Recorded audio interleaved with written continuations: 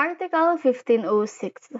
For the seller of goods has a voidable title thereof, but his title has not been voided at the time of the sale, the buyer acquires a good title to the goods, provided he buys them in good faith, for value, and without notice of the seller's defect of title.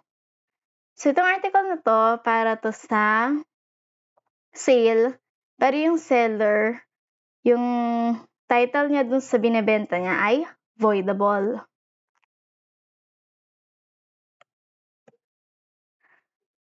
Yeah, so where the seller's title to the goods is voidable.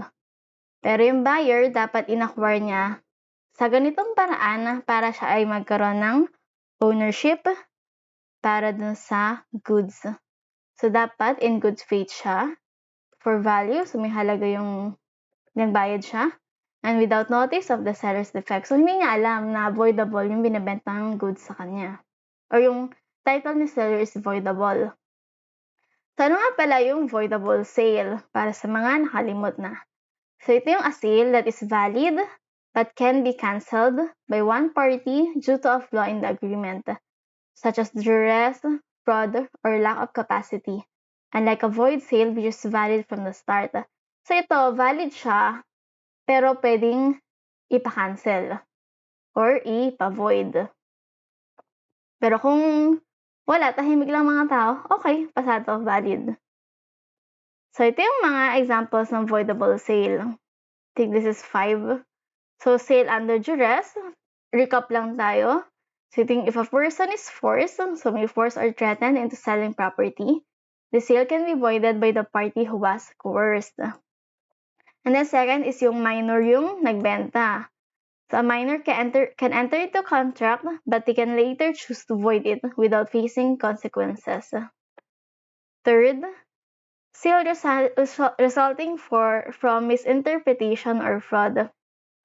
So, if a seller makes false statements or conceal material facts to induce a sale, the buyer can void the contract. At I think hindi ito masyadong applicable for this kasi yung seller yung may dito voidable title or ownership sa goods. Fourth, sale due to undue influence. If one party uses their position of power or trust to unfairly influence another party into a sale, the sale can be voided. Sale where one party is mentally incapacitated or intoxicated. If a person lacks the capacity to understand the terms of the sale, due to mental incapacity or intoxication, the sale can be voided. Sale of property without proper consent. So for example, sa conjugal property, without the knowledge of one of the spouse. So sample tayo, ito simple lang.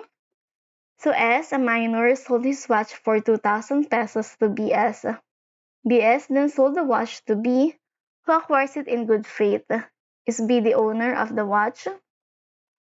So ang nangyari, ang ating seller ay minor. Binenta niya kay BS.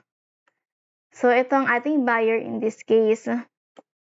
Ang na-acquire niyang title ay voidable title. Or voidable ownership nun sa goods or sa watch. Tapos, ang ginawa niya next, binenta naman niya to kay buyer number 2. Si buyer number 2, ito yung nasa problem natin ngayon. Siya na ba ang owner ng watch? The answer is yes.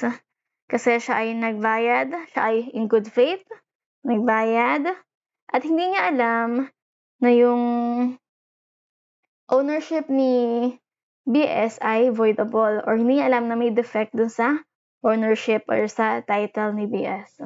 So, siya ay makaka-acquire ng good title or ownership sa watch.